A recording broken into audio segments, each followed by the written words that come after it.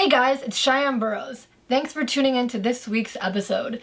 Today we'll be talking about what healing really means and how much time you may actually want to dedicate to it.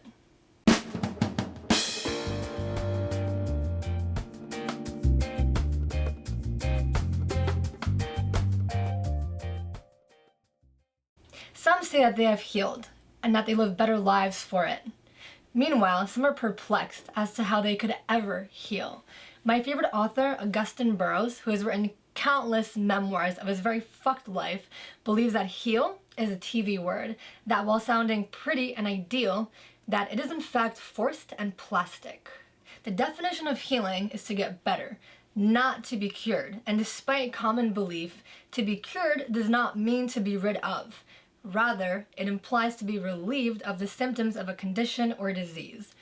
It appears as though people have adopted an overly idealistic perspective of what emotional healing actually means, and some will travel far and wide to attain it. In the book, The Defining Decade, psychologist Meg J mentions a conversation between herself and her client. Her client has gathered quite a bit in savings and is debating whether or not to spend it on countless therapy sessions or focus on her continuing education.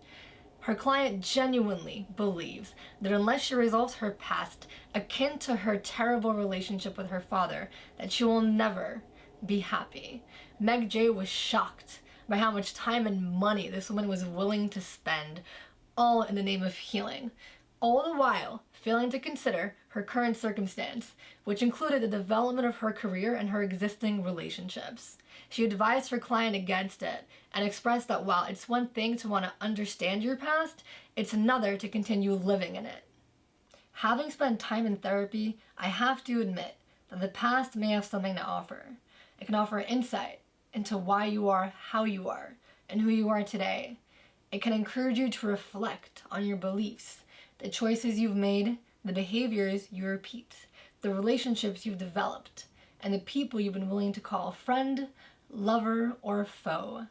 But aside from allowing you to understand why, how, and where you are today, what more can a rancid fruit possibly provide you? You know, glasses never stay clean.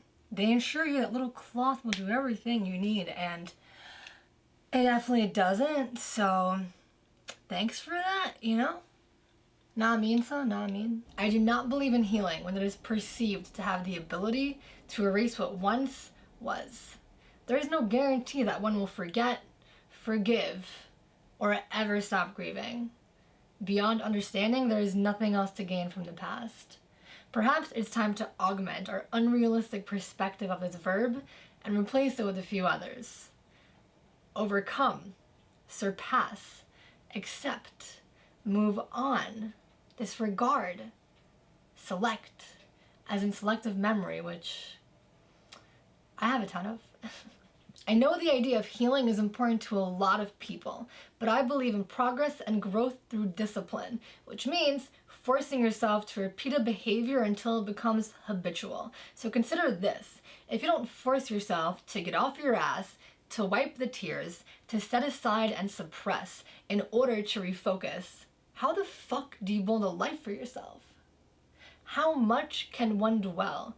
How much emotional exhaustion are you willing to endure? And why? Stop sabotaging yourself. Besides, that's a topic for another video. And now it is time for today's manic mantra. And today's manic mantra is, I fucking refuse to allow the past to spoil my fabulous future. Remember, if you want to build a good life, you need to be relentless in your focus and consistent in your approach. Dwelling is unproductive. Therefore, it is a waste of time and a threat to your goals. Please consider how you're spending your time and your emotions and where they can be allocated otherwise.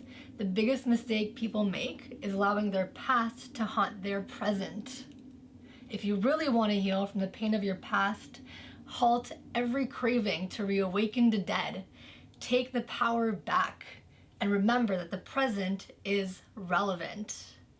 I hope you guys enjoyed this week's video, and I'd be very happy to hear from you in the comments below regarding how your past has stifled you and how you plan to overcome it. If this is your first time here, first of all, this is Ziggy.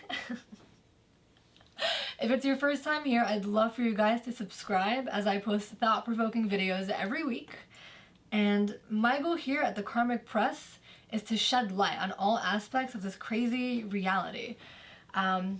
Life can be complex in so many ways, and I hope to inspire you guys so that a happy and mentally balanced life doesn't seem so far from reach. So thanks for watching. I love you guys. I'll see you next week, and in the meantime, stay fabulous, darling.